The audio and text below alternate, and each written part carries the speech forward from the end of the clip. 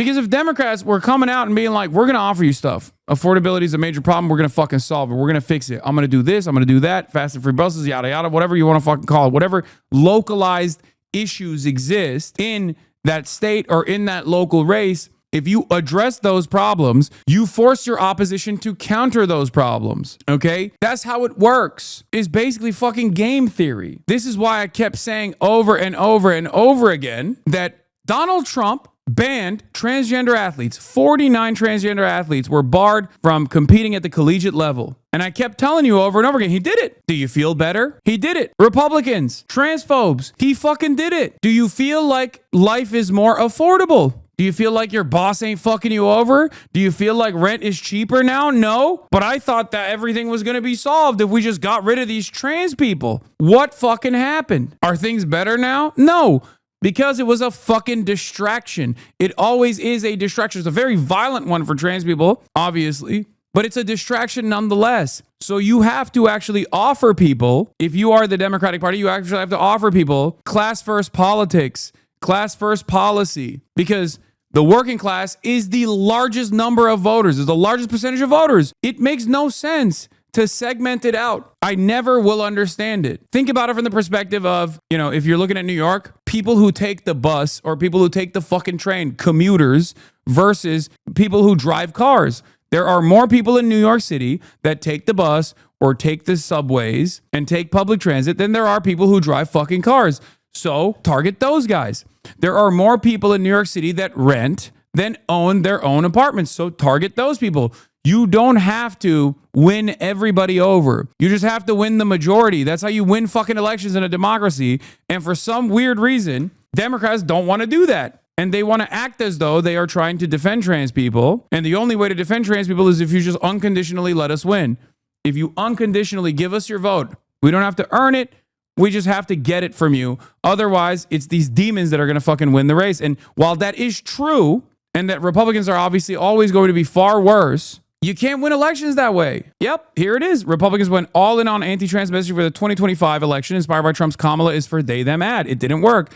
And now they're trying to figure out why. Democrats, meanwhile, learn how to respond to this messaging. I wonder why. Because you cannot out-yap people's pockets hurting, okay? That's it. You cannot out-yap people's pockets hurting. Doesn't matter. You could be the greatest yapper of all time. Trump is pretty good. He's pretty charismatic, even though he's been snoozing a lot more recently. But he can't do it either. And if he can't do it, you definitely can't. He keeps trying to offer red meat to the base to be like, look over here. Come on, we're bombing Venezuela. Point to that. We're doing a shutdown. We're going to starve the people. Okay, you're making it worse now. You're making things worse.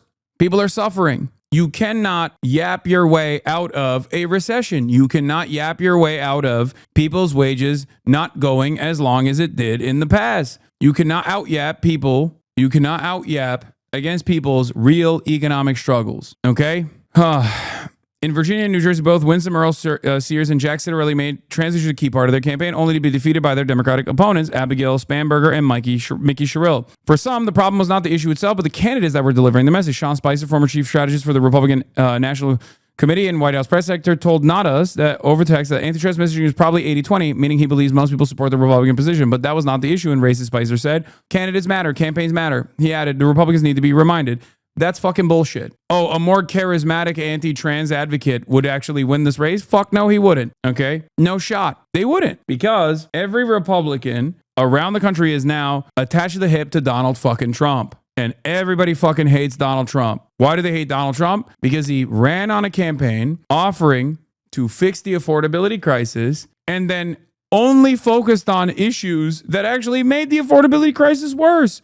Started deporting people that are actually keeping prices relatively low by working for fucking pennies on the dollar. He said he was going to take out all the criminal migrants, all the scary criminal migrants. What happened? Why is ICE waiting outside of courthouses for undocumented migrants that are in legal limbo on their immigration status that have just simply been working here? Where are the fucking criminal migrants outside of daycares? Where are the criminal migrants outside of churches? Where are the criminal migrants outside of schools? Where are they outside of farms? No, doesn't exist. It was a lie. This also goes back to the same thing that I say all the time. Democrats need to be counter-messaging all the fucking time. They need to be messaging all the time. They need to be counter-messaging all the time. They need to be campaigning year-round as the Republicans do. But they don't. They don't. They rely on people's morality, causing them to see, causing them to see the light one day. And that doesn't happen. It's ineffective.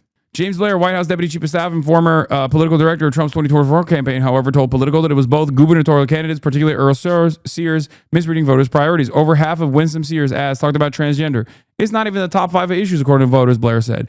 Terry Schilling, president of the Conservative American Principles Project, which spent $2.5 million in New Jersey and Virginia to expose radical Democrat support for gender insanity, told not us that the issue was the states in play. Oh, it's because they were solidly blue. Yeah, I mean, I said this already. People got real pissed off about this. Hey, and there were people that genuinely believed that Donald Trump was actually excising the violent criminals. And the only reason why people are led to believe this lie, aside from the faucet of misinformation that comes from independent outlets on the right and also Fox News as well, is because there is no robust response from the Democratic Party that says that's a fucking lie.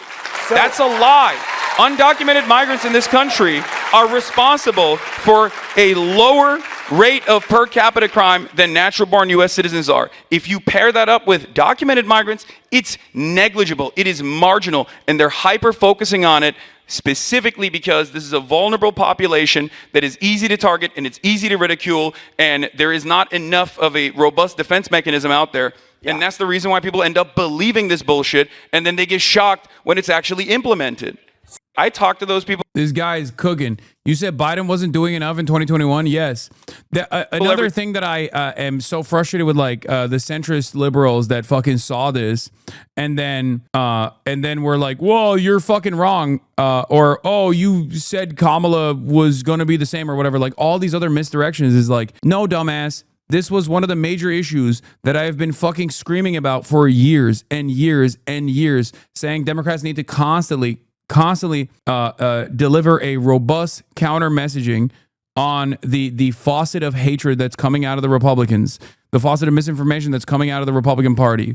And if they don't do that, the Republicans will actually seize control over the conversation, and they will seize control over the conversation, and they will use that to their advantage, and they will win on this issue. Okay, but the Democrats were too fearful because they saw the one poll that says 66% of Americans want mass deportations, and they were like, well, okay, we're the mass deportation party ourselves now. It's fucking ridiculous. But yeah, here it was. Guy who did absolutely nothing to push back on Trump's mass deportation push other than both sides in the election when we had a chance to actually stop it, has thoughts on a robust response. God, crooked media bros suck so much shit. I was shocked. I thought centrist Twitter would be in favor of crooked media. I thought, because from where I'm standing, crooked media is like way closer to centrists than fucking I am. And it turns out there are people out there who are just like straight up, people who are just straight up like, no, I'm more centrist than fucking crooked media. Who is that for? Who do you represent? I mean, absolutely nobody, you know? Bro, Kamala deadass said that at the DNC she would be tougher on immigration than Trump. Deadass. Yeah. Your strong suit, right? Yeah, this is me talking to Dan Le Batard a year prior on August 6th, before the election, on Tim Walz being selected as the VP, Donald Trump, and bad immigration policies. Let's take a look. Play to your strengths. Never talk about immigration. Never bring that up. Joe Biden should have never done the right-wing immigration bill.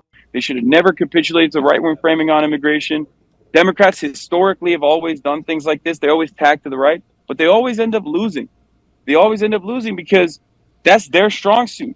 That's what they're good at. That's what the Republicans are good at. I don't know why you would, like, if you're LeBron, you don't have to play chess. You could do the dunk competition against like a grandmaster. You know what I mean? I don't understand why Democrats are like, I'm LeBron, one of the greatest athletes of all time, and no, I'm actually going to play chess instead of the dunk competition against the grandmaster like Hikaru or Magnus Carlsen or whatever.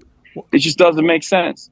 Can you explain this part to me, though? Because Kamala touted that right-wing immigration bill in Atlanta last week, too. Like, why is it that that seems to be the point that both parties can... You should have said they should have done a 180 on immigration.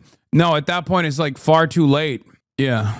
I mean, this is 2023. Anyway, let's talk about the federal government and how much they are flexing the now, there was a major drop in the number of migrant crossings. May 19, 2023. I'm over here warning once again. Go all the way back to February of 2021, and you will see me screaming, ringing the alarm bells, okay?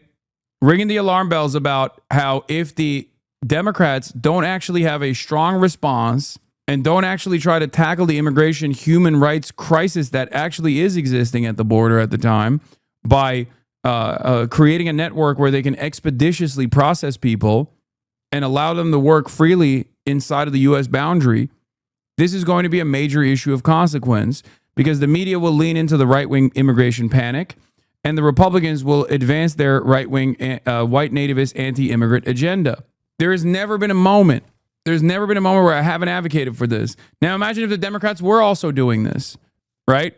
Because at the end of the day, people have the capacity to see right from wrong, okay? A lot of people think the broader public is just far too stupid to recognize this shit, but they're not. Look no further than the issue of Israel and Palestine. Look no further than Israel's genocide. In spite of the faucet of misinformation and defense of Israel that came from mainstream outlets, Americans came to the conclusion that Israel was actually doing a genocide and that they shouldn't get unlimited money from the United States government. It's fucking ridiculous. They did that on their own. They did that because there were people who were committed to speaking the truth in spite all odds. Okay? Same goes for immigration. There is no reason for the Democrats not to have had a significant response ahead of time. Agree on. I mean, the stuff with the deportation, it's a bit crazy. A bit crazy. I mean, it's very crazy. And Donald Trump is talking about Eisenhower. He's talking about a word I can't say because it's a slur in the aftermath of the Bracero program, where we deported 1.3 million Mexicans from this country, including Mexican Americans, as a matter of fact. Not just people from, not people whose nation of origin is Mexico. We did that. We did that during World War I. We did that in the aftermath of World War II. And Donald Trump's touting that as a popular policy. And it's got like 60% approval right now. And a big part of the reason is because there's no counter messaging against that from the Democratic front. They have completely been captured by the right-wing framing on the matter. And obviously, it's very racist, very fascist. I mean, it's just like straight Nazi Germany stuff. No one is thinking about like what 20 million, let's say there's 20 million migrants in this country that are undocumented. How exactly are you going to do the mass deportation? You're going to start going into brown neighborhoods with BORTAC, with the American Gestapo, special weapons and tactics for the Customs and Border Patrol, in what the ACLU calls constitution-free zones, and you're going to start doing door-knocking operations and cast a dragnet over brown communities, and then put them in CCOT style, like in El Salvador, like mass detention centers, down to fucking CCOT, down to CCOT. This is why I get so fucking mad at stupid ass centrism understanders and centrism enjoyers that actively try to make it seem like I don't know what the fuck I'm talking about. No, it is you that doesn't know what the fuck they're talking about. Okay, not me, motherfucker. I've been there. That's why I get mad when people go, "Oh, you sound so annoying and condescending." What do you want me to do? I scream about these fucking issues every goddamn day. Every goddamn day of the fucking week. And those who actually encounter this commentary that realize that what I was saying is becoming reality will then become, lifelong fans and are much more agreeable with my worldview, and they realize like, okay, this shit was right. Let's take this stuff more seriously. But there is still a major market out there of people that never show this shit for obvious reasons that just will constantly fucking tweak my words to make it seem like I'm some unserious person. Luckily, for the future of this country, or even for the future of the Democratic Party, the people in positions of power are paying attention and are noticing that this kind of stuff was actually pretty fucking correct, as opposed to the dumb fucks on the internet and the slop tubers.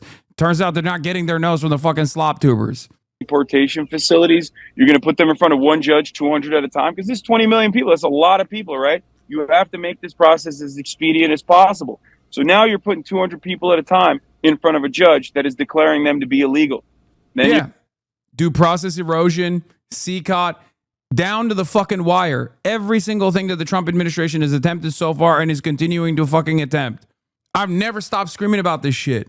What happened? So when people say, oh, Hasan, you did not take the the Trump threat seriously. No, it was you who didn't take it seriously, you fucking asshole. Because if you did take it seriously, you would have paid attention to what the fuck I was saying there. One of the things that I constantly yelled at the Democrats over, literally in person, like with Ro Khanna at the DNC and the Democrats that would listen to me during the election cycle, was you're not making people imagine what mass deportation looks like. This is a major fucking issue.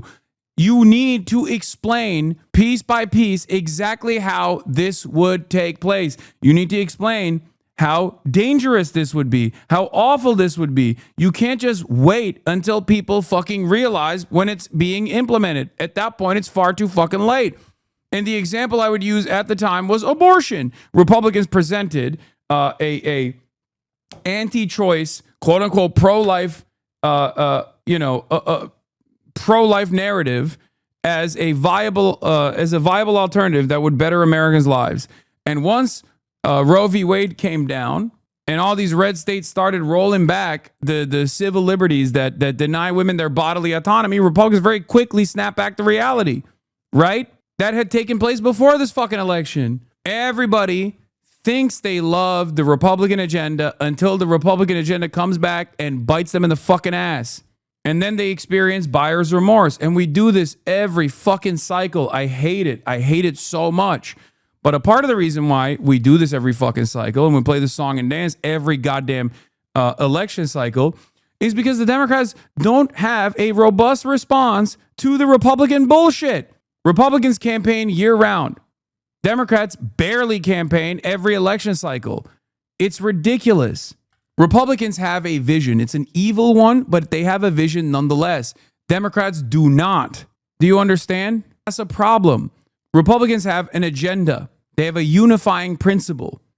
Okay, for the culture related things or for the social policy making, it's white supremacy. It's reactionary politics. For the economic agenda, it's deregulation and tax cuts for the wealthy. But they will constantly advance that agenda. They will constantly propagandize at the behest of this agenda. They will constantly lie. They will cheat. They will steal. They will tell you this is actually the best way to fix the economic hardships that people are fucking experiencing. Democrats don't have a similar unifying principle that they can move in the direction of. They have no North Star. And because they're undefinable by policies, they get defined by their opposition. And then they constantly are playing two steps behind, constantly fearful, constantly playing the defense.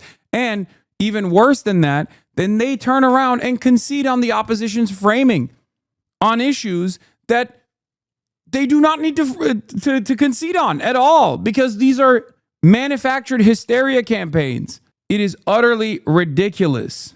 And not only is it ridiculous, it's dangerous. Okay?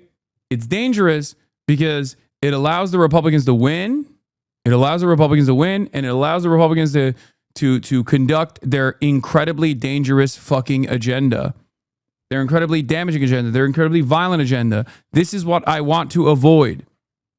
That's why I famously did the fucking whisper rant at the DNC where I was like, Democrats seem to love Republicans. They want to be Republicans. They want to hug Republicans. They want to kiss Republicans. I don't.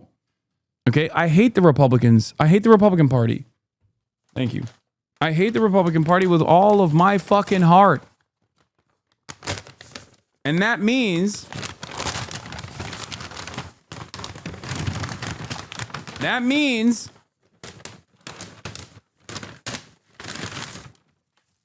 that there's no quarters for the Democrats who will lean into reactionary sentiment either. Compromise for the sake of compromise, bipartisanship for the sake of bipartisanship, for a politics that never really existed and one that certainly doesn't exist at all right now. A lot of you might have even forgotten that used to be the thing that the Democrats love talking about. Oh, well, compromise. Oh, why can't we go back to a good type of politics where the Republicans were honest? They never were. They were always fucking liars. They've just gotten better at lying over time because you got worse at addressing those lies. Anyway, overnight, a Supreme Court justice temporarily. Let's get to the fucking extra evil shit that the Republicans have been doing. Is the as the vice signaling party. Blocking an order to release fully funded SNAP benefits. Justice Ketanji Brown Jackson's order, coming after the Trump administration appealed a decision from a federal judge who ordered them to pay up. The temporary pause gives the appeals court more time to weigh the legal arguments in the case. Attorney General Pam Bondi posting, a single district court in Rhode Island should not be able to seize center stage in the shutdown, seek to upend political negotiations, and dictate its own preferences for how scarce federal funds should be spent. At least 9 states, including New York, Kansas, Pennsylvania, and Oregon, say they're starting to send full SNAP food assistance benefits. But the 42 million Americans who rely on SNAP are still in limbo. In Cleveland, Ohio, 75-year-old Diane Howard gets just $63 a month in SNAP benefits. Open up the government so seniors like me and others and people that have children can eat. And she doesn't know how she can celebrate the upcoming holidays with her family. Thanksgiving is coming up. I don't know. I'm just praying. Meanwhile, Democrats are offering to reopen the government if Republicans agree to extend Obamacare subsidies for 1 year to prevent health care insurance premiums from skyrocketing for millions of Americans. Democrats are offering a very simple compromise. But Republicans dismissing the offer. Of course, that's a non-starter. Our Democratic colleagues are asking me to do something I cannot and will not do. And overnight, former President Joe Biden blasting the Trump administration. Now we have a president who's deliberately making hunger worse for Americans. It is a disgrace. It's immoral. It's wrong. Simply wrong. So clearly Republicans are not on board with the Democratic proposal. They say they will not talk health care until Democrats vote to reopen the government. But guys, in the meantime, it is not lawmakers who are paying the price of this shutdown. It's the federal workers who are missing their paychecks and millions of Americans who are caught in the middle of this. Gio? That is such an important point, Selena. It's all about the American people. Thank you so much for your reporting here. The ongoing impact of the historic government shutdown now in its 39th day. Late last night, the Supreme Court granted the Trump administration's emergency appeal to temporarily withhold about $4 billion to fund the Supplemental Nutrition Assistance Program, or SNAP. The ruling by Justice Ketanji Brown Jackson gives the lower court more time to consider the administration's arguments, but it adds to the uncertainty of the program, which helps feed 42 million Americans. For the first time since the shutdown began, the Senate will work through the weekend to try to end the impasse. President Trump is spending the weekend at his Florida resort. That's where our Willie James Inman has traveled to meet with the president. Willie, good morning. Michelle, good morning to you. That temporary block on SNAP benefits by the Supreme Court adds to the confusion millions of Americans are feeling as they wait for food assistance and as the Trump administration targets meat packing companies over the price of beef. This weekend, the president is directing the Department of Justice to investigate what he describes as price fixing and price manipulation by foreign meatpacking companies.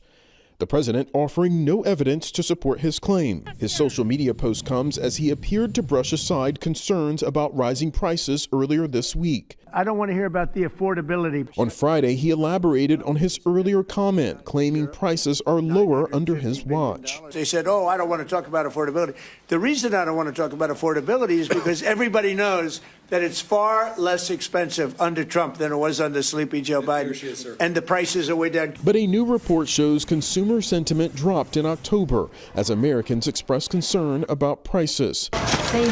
Meanwhile, some 42 million Americans are without food assistance. On Friday, the Department of Agriculture said it would fully pay out benefits following a judge's order. The Trump administration appealed to the Supreme Court, saying paying the benefits in full would take away from other programs. Some Americans expressing frustration with Washington. Get together and really think about it's for the people. It's not for you. It's for the people. The longest government shutdown in American history showing no signs of ending. President Trump putting pressure on senators to stay in Washington this weekend to end the political stalemate. We have a shutdown, as you probably know, because the Democrats have gone, they're crazy. They're crazy, but they don't care if they hurt the country. Republicans want to extend government funding before any talks with Democrats on health care take place. But on Friday, Democrats presented an alternative plan, which includes an extension of Obamacare tax credits. Leader Thune just needs to add a clean one-year extension of the ACA tax credits to the CR so that we can immediately address rising health care costs. That's not a negotiation. It's an extension of current law. Senate Majority Leader John Thune dismissed the Democratic proposal, but the Senate will be in session this weekend as lawmakers try to work out a deal, all while those SNAP benefits remain in limbo. Dana? All right, Willie, thank you. This week, a task force dedicated to fighting anti-Semitism reportedly decided to sever ties with the conservative Heritage Foundation. It comes after the think tank's president, Kevin Roberts, defended Tucker Carlson's interview with a far-right anti-Semitic activist. This infighting has laid bare a growing schism within conservative circles over how to address anti-Semitism. William Brangham reports. Nick Fuentes, thank you for doing this. Yeah, thank you for having me. I wanted to meet you. The interview, which lasted over 2 hours, was posted late last month and has been seen over 20 million times. The conservative commentator Tucker Carlson interviewing Nick Fuentes, the 27-year-old hard-right influencer with millions of followers known as Groypers. Fuentes is known for his open racism. White people have a special heritage here as Americans. His misogyny, like when he wrote "Your Body, My Choice" after the 2024 election. The whole political system is just based around women never being accountable for any of their choices. And his overt anti-Semitism, ranging from Holocaust denial to his belief in a global Jewish conspiracy. A big challenge to that is organized Jewry in America. I don't think the interview with Carlson drew quick, sharp condemnation from many in the conservative movement. Ben Shapiro. Dude, Israel wishes that they could get all the Jews in order. It's so funny because one, Jews love to argue in general, and two, if that was the case, there would be no need for like unlimited amounts of Zionist propaganda baked into the collective consciousness of young American Jews, basically from like J camp all the way until college. There would be no need for it. Everybody loves to argue. Yeah, I know, I'm joking, but the meme is 2 Jews, 3 opinions. My favorite type of anti-Semitic conspiracies are the ones that are so like objectively against the stereotypes, not like the super, harmful stereotypes, but like the funnier stereotypes that Jewish people have, like the notion that like Ashkenazi Jews and the Chinese got together to build coronavirus. Like the idea that like Ashkenazi Jews notoriously never get sick. Yeah. Yeah, they built a virus that would avoid Ashkenazi Jews is so funny to me. Yeah, the famously resilient to ailments. Editor of the conservative Daily Wire wrote, "No to the Groypers, no to the cowards like Tucker Carlson who normalize their trash." Christians can critique the state of Israel without being anti-Semitic. But Kevin Roberts, head of the Heritage Foundation, defended Carlson. Heritage is the influential conservative think tank behind Project 2025, and which has long supported Israel and America's support for it. Roberts argued attacking Carlson was a distraction. The venomous coalition attacking him are sowing division. Their attempt to cancel him will fail. Most importantly, the American people expect us to be focusing on our political adversaries on the left, not attacking our friends on the right. Roberts faced a strong backlash, including from staffers within Heritage, and calls for his resignation. He later apologized and denounced Nick Fuentes specifically. But the controversy has revealed the ongoing challenge of balancing different factions within the MAGA base. For the PBS NewsHour, I'm William Brangham. For more on this, we're joined by Arno Rosenfeld. He's an enterprise reporter with The Forward, that's a Jewish news outlet, where he writes the Anti-Semitism Decoded newsletter. Thanks for being here. It's so fucking funny to see this. I'm sorry. Like, hey, I know this is a terrifying time for a lot of Jewish Americans. And to them, I say, welcome back to the fight. Okay? Jewish Americans, by and large, have been considered white in the same way that, like, you know, Italians have been after experiencing forms of discrimination. And a lot of people are going, oh my fucking God, this is terrifying. This is dangerous. And I understand why you think it's terrifying and dangerous. And it's like, yeah, this is where we've been, you know? Like, I'm white as fuck. And even having the name Hasan as a dude who's white as fuck, even having the name Hasan is enough for many people to just be like, you are a radical Islamist fundamentalist terrorist who also simultaneously wants every American to be transgender and homosexual, which is in direct violation of your Sharia law principles, and that's because you're doing taqiyya. How does that work? But that's what's going on. Right now, the conversation is the debate is basically the whiteness of Jews. That's what's being discussed on the right. That's it. And that's the reason why a lot of people are freaking out. And to which I say, to the likes of Ben Shapiro, what the fuck did you think was going to happen, dumbass? Why did you think that this coalition would hold as you kept pumping racial animus over and over again, assuming that people would not actually directly hold the broader Jewish religion responsible as they have in the past? Arno. Thanks for having me. So this interview for Tucker Carlson, who's a former Fox host, a mainstay of conservative media, to invite a known Holocaust denier, a white supremacist, and Nick Fuentes onto his show for an objectively friendly interview. What does that moment represent? Why would he do that? And like the question once again also revolves around, why the fuck is there not this level of endless pontification on the likes of Randy Fine, for example, or any number, or Tommy Tuberville, when they say America's becoming Islamic Mohammedan Jihad Central? Because when Nick Fuentes says like, oh, the America's being hypnotized by the organized Jewry, everyone's like, whoa, hold on now. That's pretty fucked up, which I agree. It is fucked up. It's also anti-Semitic. But how come nobody has the shred of smoke for any number of different fucking animals who are being just as racist towards people of different backgrounds, towards black people, towards brown people, towards Muslims? What's up with that? What's up with that? You can't tell Americans that like some forms of bigotry are actually A-okay and then assume that Jews are going to be spared and they're going to be permanently considered white. It don't work that way. If anything, this kind of back and forth actually fuels the anti-Semitism conspiracies. Because the average person goes, wait a minute, I can be racist to everybody I want, but not the Jews. How dare you? There must be a reason for it.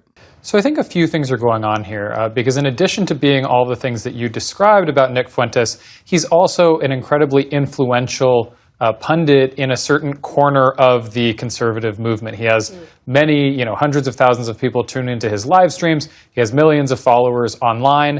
And I think Carlson recognized... Okay, calm down.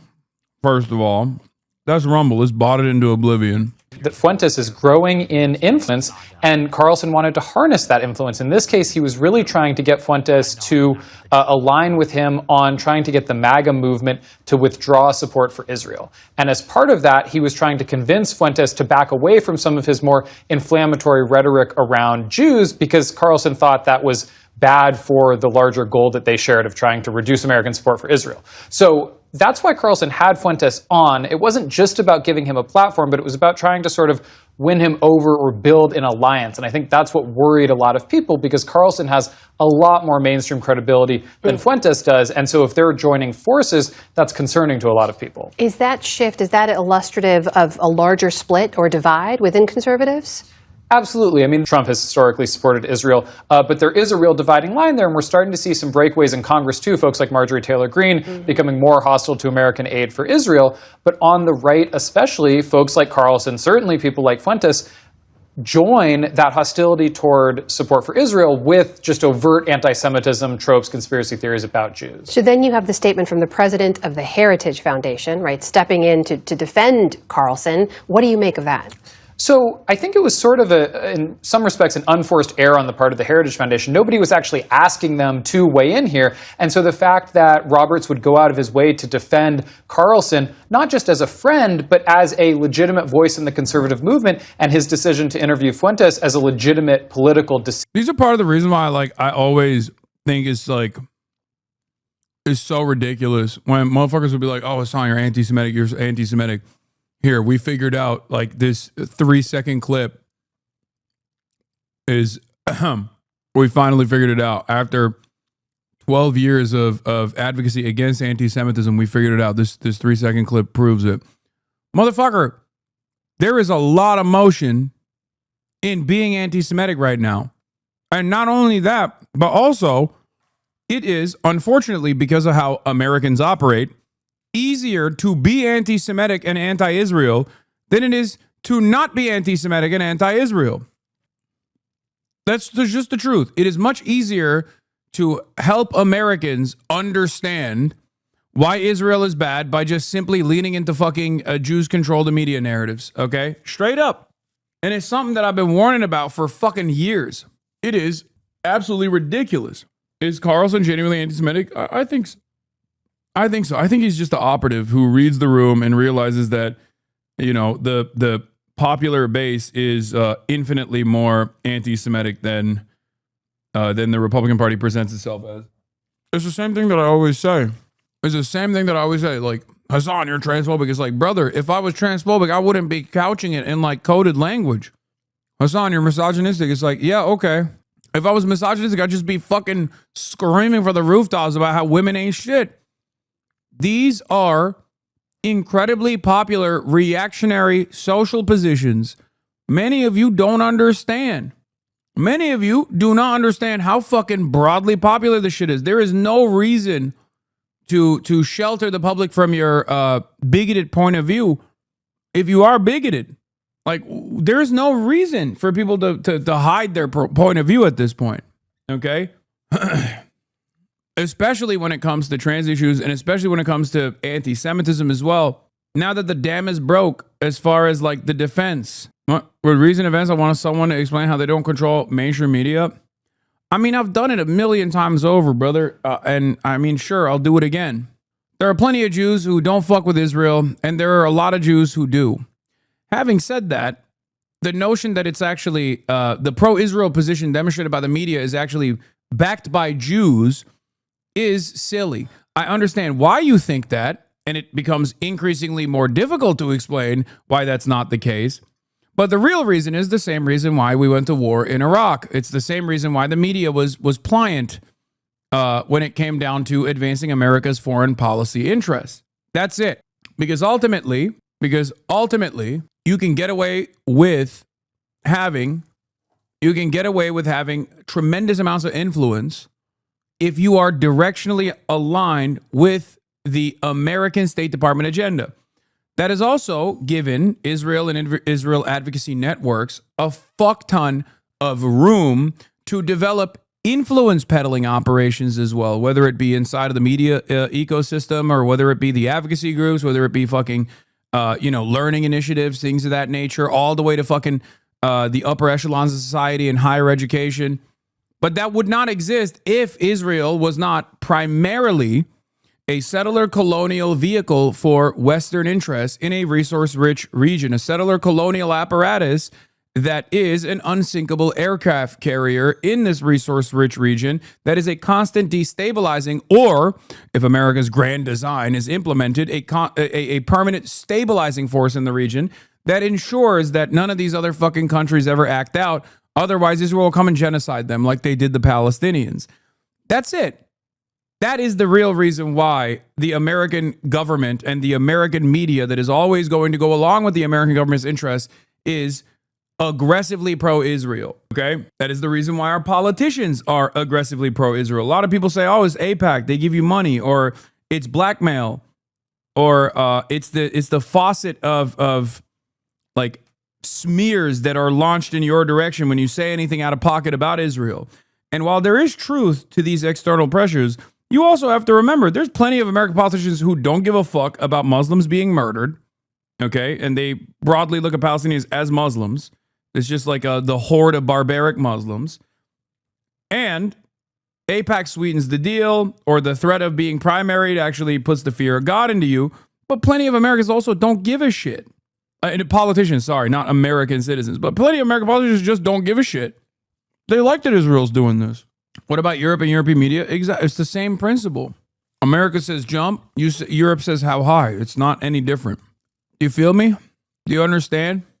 That's part of the reason why I get also very annoyed with like the anti-Semitic conspiracies, because these guys want to believe that like the brave, bold, beautiful WASPs, the good Christian nationalists that are secretly Christian nationalists but can't actually openly state it in Congress, are just being bullied and blackmailed into submission by the scary Jews, and that's the reason why they're advancing Israel's agenda.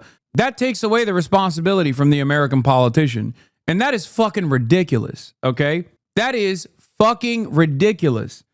If you think those motherfuckers don't love what Israel is doing and have no problem with what Israel is doing, you are not paying attention, okay? That is unimaginable copium. Any day now, Ted Cruz would actually be anti-Israel. It's just that they're blackmailing him or hypnotized him.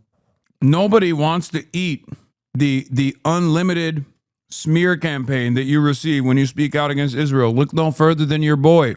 Did you think that a fucking random dumbass Tushimer, me, would be a primary fixture in fucking New York mayoral race politics? How do you think that happened? Why do you think that happened? I pissed off a lot of very powerful people. That's how it happened. Anytime I fucking speak, anytime I say some shit, the ADL, New York Post, Jewish Insider, and sometimes the Free Press and the Fox News digital team, okay, will be so far lodged up my asshole. How do you think it's so fucking coordinated? How do you think it happens every time? You think these guys are just like, well, we all collectively found this same 18-second clip out of context? Like, come on. No, there is a smear network out there. It's just lost a lot of its institutional motion. That's it. There's also a lot of bitch-ass haters who basically do this work for free for all of these other places, because their favorite content creator actually despises me. So they're like, oh, if we can take this guy down a peg, like, it'll still make me feel like I'm worthwhile. I'm engaging in a worthwhile endeavor. That's what's so crazy. Is like, there's motherfuckers that do this shit for free, brother, for free. These guys are already highly paid. Why are you doing their work for them? At least get paid for it. You're a whole ass loser that you're not even getting paid for this shit. Decision alarmed a lot of people, because I think there are folks who recognize that Fuentes might be growing in influence, but he's on these dark corners of the internet, and you can't really police those very well. Carlson was booted from Fox News. He's also independent right now. But Heritage is still a very influential gatekeeper and policy voice within the MAGA movement in Washington, D.C.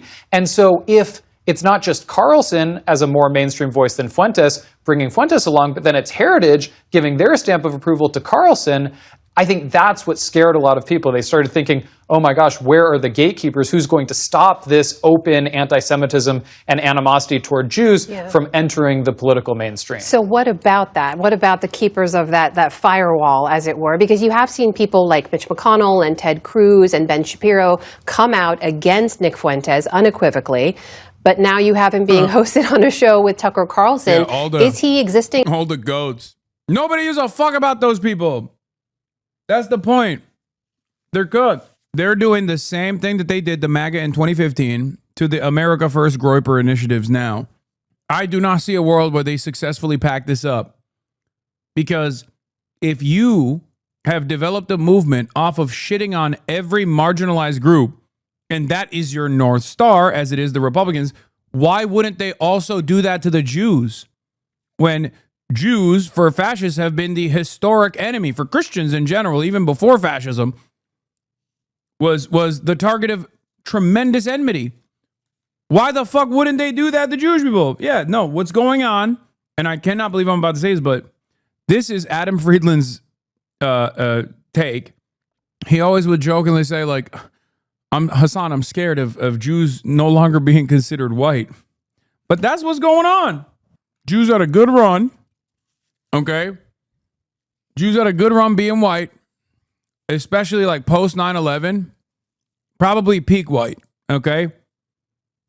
Like I would say, I don't know when this pivot happened, but I would assume it was like probably like 80s, 90s. Like it just kept, like Jews kept being seen as more and more a part of the white in group. Like I would say probably like the 80s, right? Because like up until the 60s, Jews were getting packed up left and right, especially because many of them had socialist tendencies, and America was doing the Cold War and stuff. So that was like, a big problem for them. The McCarthyist trials were unironically purging a lot of Jews from positions of power.